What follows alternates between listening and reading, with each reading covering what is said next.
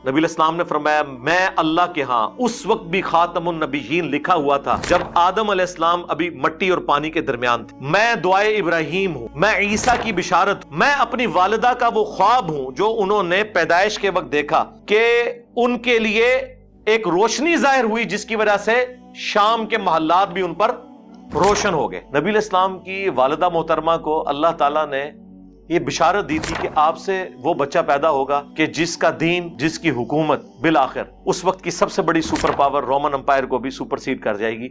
ہم جو نبی علیہ السلام کے بارے میں یہ کہتے ہیں نا کہ وہ انسان تھے, تو وہ صرف سپیشی کے طور پر کہتے ہیں, ہماری طرح کے انسان نہیں تھے. یہ ذہن میں رکھیے گا. بخاری مسلم میں حدیث ہے نبی علیہ السلام وصال کے روزے رکھتے تھے, ایک روزہ افطار کیے بغیر اگلا روزہ, یعنی کنٹینیوس 3 4 دن کے روزے. کچھ صحابہ نے رکھے, وہ بے ہوش ہو گئے, تو نبی علیہ السلام فرمایا ایکم مثلی, تم میں سے کون ہے جو میری مثل ہو. کسی نے نہیں پڑھا قل انما انا بشر مثلکم, نہیں پڑھا. ان کو پتا تھا کہ حضور کیا بات کر رہے ہیں. آپ نے فرمایا میں رات کے وقت اپنے رب کے حضور ہوتا ہوں, وہ مجھے کھلاتا بھی ہے پلاتا بھی ہے, میری مثل تو کوئی ہو نہیں سکتا. بخاری مسلم میں حدیث ہے نبی صلی اللہ علیہ وآلہ وسلم اپنی ان 2 آنکھوں کے ساتھ پیٹھ کے پیچھے بھی دیکھ لیتے تھے. ہمیں تو 180 ڈگری سے زیادہ نظر نہیں آتا, وہ 360 ڈگری دیکھتے تھے. آپ کو پیچھے صحابہ کرام نظر آتے تھے نماز کی حالت میں, یہ آپ کا معجزہ تھا. ہماری آنکھیں تو نہیں دیکھ سکتی. بخاری مسلم میں حدیث ہے نبی علیہ السلام نے نماز کسوف پڑھائی, جو سورج گرہن کی نماز ہے, اس میں چند قدم آگے بڑھے, ہاتھ بلند کیا, پھر واپس کیا. صحابہ نے کہا آج آپ کو ایسا عمل کرتے ہوئے دیکھا جو پہلے نہیں دیکھا. تو آپ نے فرمایا مجھے اللہ تعالیٰ نے جنت دکھا دی اور اس میں نے انگوروں کا ایک گوشہ دیکھا, میں نے ارادہ کیا تمہارے لیے توڑ لوں. اب جنت 7 آسمانوں کے اوپر, ہاتھ بھی وہاں تک پہنچ رہا ہے, تبھی تو توڑنے کا ارادہ کیا اور دیکھ بھی لیا, اور پھر فرمایا کہ نہیں, پھر میں نے اسے ترک کر دیا, اور اگر میں توڑ لیتا تو تم ہمیشہ کھاتے رہتے, کیونکہ جنت کی نعمتوں کو فنا نہیں ہے. ایک آپ نے دانا توڑنا تھا, دوبارہ لگ جانا تھا, وہ جنت کو تو فنا نہیں ہے. لیکن وہ پردہ جو بخاری مسلم میں حدیث ہے کہ جنت کی نعمتیں وہ ہیں جو نہ کسی آنکھ نے دیکھی, نہ کسی کان نے سنی, نہ کسی کے دل پر ان کا کبھی گمان بھی گزرا, تو وہ پردے میں رہی. اب نبی علیہ السلام کی نگاہ مبارک.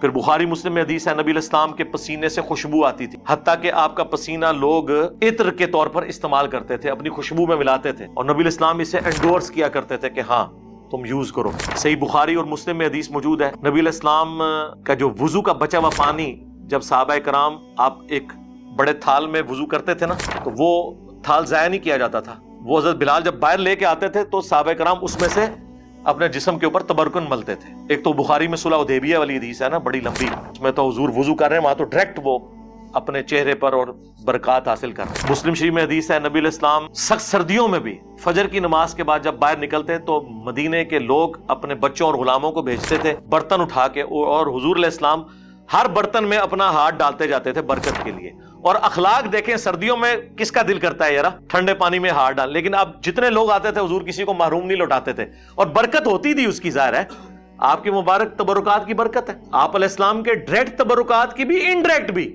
ڈائریکٹ تبرکات میں صحیح بخاری میں ایک تابعی کہتے ہیں کہ رسول اللہ کا ایک بال میرے پاس ہونا دنیا اور جو کچھ اس کے اندر ہے اس سے بڑھ کر مجھے محبوب ہے. اور بخاری مسلم حدیث ہے نبی علیہ السلام نے حج یا عمرے کے موقع پر جب حلق کروایا, اپنے بال منڈوائے تو حضرت طلحہ کو دیے اور کہا صحابہ میں تبرکن تقسیم کر دو. نبی علیہ السلام نے خود تقسیم کروائے اپنے بال مبارک. حتیٰ کہ صحیح بخاری میں آتا ہے ام سلمہ ہماری جو ماں ہے سلام اللہ علیہا, انہوں نے رسول اللہ کے چند بال ایک ڈبیا سے نکالے اور کہا کہ یہ نبی علیہ السلام کے بال ہیں, ہمارے محلے میں جب کوئی بیمار ہوتا ہے تو ہم اس کا دھون اسے دیتے ہیں, وہ برتن بھیج دیتا ہے تو وہ شفا کے طور پر استعمال کرتی. یہ صحیح بخاری میں. صحیح مسلم میں اسما بنت ابی بکر نے رسول اللہ کا کرتا نکالا, کالے کلر کا کسروانی تیالسی جبہ جس پہ گوٹ بھی لگی ہوئی تھی, اور کہا کہ یہ نبی علیہ السلام پہنتے تھے, اور یہ سیدہ عائشہ کے پاس تھا, اور ان کی وفات کے وقت میں نے ان سے لے لیا, وہ بڑی بہن تھی ان کی, اور ہم اس کا دھون مریضوں کو شفا کے لیے پلاتے ہیں. اب یہ کرتا تو انڈائریکٹ تبرک ہے, چلے بال تو آپ کہہ سکتے ہیں جسم کا حصہ ہے, کرتا تو جسم کا حصہ نہیں ہے, لیکن اس میں بھی تبرکات ہے. لیکن اس کی بنیاد پہ یہ آج کل کے بزرگ پیر حضرات اور کہتے ہیں یہ عبد القادر جیلانی کا بال ہے. یار حضرت ابو بکر عمر عثمان علی کے بال کدھر ہیں؟ انہوں نے تو تبرکن کوئی جاری نہیں کیا ہے. اور یہاں 2014 کے دھرنے میں ڈاکٹر طلعت القادری صاحب اپنا پسینہ پونچھ کے ٹیشو پیپر تبرکن دے رہے تھے, اور پلی یہاں سے لیتے ہیں. الیاس قادری صاحب کتنا عرصہ اپنے منہ سے نکلی ہوئی ہڈیاں اور یہ باقی چیزیں لوگوں کو تبرکن تقسیم کرتے ہیں اور پلی یہاں سے لیتے ہیں. پھر جب ہم یہ کہتے ہیں کہ تم لوگوں نے یعنی عزتیں رسول اللہ کے نام پر اویل کی ہیں, لیکن ڈاکہ مارا ہے ان کی عزت کے اوپر کہ تم نے وہ سارے پروٹوکول اویل کیے ہیں, کیا خلفائے راشدین بھی یہی کچھ کرتے تھے نبی علیہ السلام کی احادیث کی بنیاد کے اوپر؟ انس بن مالک کہتے ہیں میں نے آج تک، بخاری مسلم کے الفاظ ہیں، کوئی ریشم اور دباج ایسی نہیں چھوئی کہ جو رسول اللہ کے ہاتھ سے زیادہ نرم ہو، اور آپ علیہ السلام کے ہاتھ کی خوشبو ایسی تھی گویا کوئی عطردان جو ہے وہ اپنی وہ صندوقچی کھولے تو اس میں سے وہ ساری ہوا اور فضا بنتی ہے، نبی علیہ السلام کے مبارک ہاتھوں سے ایسی خوشبو آتی ہے۔ مطلب یہ نہیں کہ آپ کی زندگی کو پیروں والی تھی تو اس لیے ہاتھ نرم تھے اتنے، نہیں، آپ نے تو بڑی ٹف لائف گزاری ہے۔ صحیح بخاری میں آتا ہے نبی علیہ السلام نے بھیڑ بکریاں بچپن میں چرائی ہیں، یہ اللہ نے معجزہ دیا تھا کہ آپ کے ہاتھ مبارک بہت نرم، تو ہاتھ مبارک ہوں، آنکھیں ہوں، کان مبارک ہوں، تھوک مبارک کے تو کتنے معجزات ہیں بخاری مسلم میں کہ آپ نے لعاب دان ڈالا ہے کسی کھانے میں تو 10 کا کھانا جو ہے وہ 300 کو کفایت کر گیا۔ بخاری مسلم میں غزوہ حنین کے موقع پر بس ایک مٹھی بھری ہے زمین سے کنکریوں کی، 12,000 کا لشکر بھاگ گیا نبی علیہ السلام کے ساتھ جو تھا، صرف 80 بندے آپ کے ساتھ رہ گئے، اور آپ آگے بڑھ کر کہہ رہے ہیں انا النبی لا کذب انا ابن عبد المطلب، میں نبی ہوں اس میں کوئی شک نہیں، میں عبد المطلب کا بیٹا ہوں۔ اور پھر آپ نے یوں جب مٹھی ان کی طرف پھینکی تو ساروں کی آنکھوں میں جا کے وہ کنکریاں پڑی اور وہ اندھے ہو گئے اور مسلمانوں کو اللہ نے فتح دے دی۔ تو اس طرح کے معجزات۔ پھر بخاری مسلم میں حدیث ہے نبی علیہ السلام صلح حدیبیہ کے موقع پر جب پانی نہیں تھا، ایک برتن میں تھوڑا سا پانی جمع کیا صحابہ نے، آپ نے اپنی انگلیاں اس میں ڈالی، صحابہ کہتے ہیں پانی کے چشمے جاری ہوئے۔ جابر بن عبداللہ سے وہ تابعی پوچھتے ہیں آپ لوگ کتنے تھے؟ انہوں نے کہا ہم 1500 تھے، 1,00,000 بھی ہوتے تو وہ پانی زیادہ تھا، 1500 نے پانی پیا، سٹور کیا، جانوروں کو پلایا، تب بھی وہ ایک کولے میں جو نبی علیہ السلام نے مبارک ہاتھ رکھا تھا نا وہ پانی ختم نہیں ہو رہا تھا، وہ پتہ نہیں اللہ نے کیا اس کے ساتھ چین جوڑ دی۔ مسلم شریف میں حدیث ہے کہ حضرت عمر فاروق رضی اللہ تعالیٰ عنہ نے ایک سفر کے دوران حضور سے کہا کہ کھانے پینے کو کچھ نہیں ہے تو ہم کچھ جمع کرتے ہیں، آپ برکت کی دعا فرمائیں، تو ایک برتن لا کے رکھا گیا، آپ نے اپنا ہاتھ رکھا۔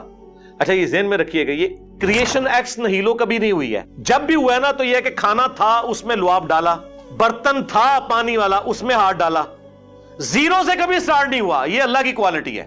ہاں عدم ماس سے وجود، چیزوں میں برکت وہ اللہ تعالیٰ مخلوق کے ذریعے کرواتا ہے۔ یہ ساری عقیدتیں نبی علیہ السلام کے ساتھ صحابہ کرام کی اس وقت تک تھی جب تک نبی علیہ السلام دنیا میں تشریف فرما تھے۔ بخاری مسلم میں ہے کہ بارش نہیں ہو رہی، آ کے دعا کروائی ہے، بارش ہو گئی ہے۔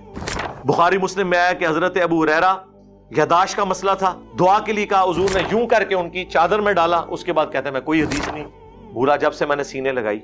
یہ معجزات ظاہر ہوتے تھے نبی علیہ السلام کے۔ صحیح بخاری میں آیا آپ علیہ السلام نے ایک صحابی کی پنڈلی ٹوٹ گئی، اپنا مبارک ہاتھ پھیرا، وہ کہتے ہیں اس طرح ہوگی کہ اس سے پہلے کبھی یعنی ٹوٹی ہی نہیں تھی۔ اب یہ سارے وہ معجزات تھے جو نبی علیہ السلام کی مبارک زندگی میں صحابہ کرام اویل کرتے تھے، لیکن جیسے ہی نبی علیہ السلام کی وفات ہوئی ہے آپ کی قبر پہ جا کے کبھی کسی نے نہیں مانگا۔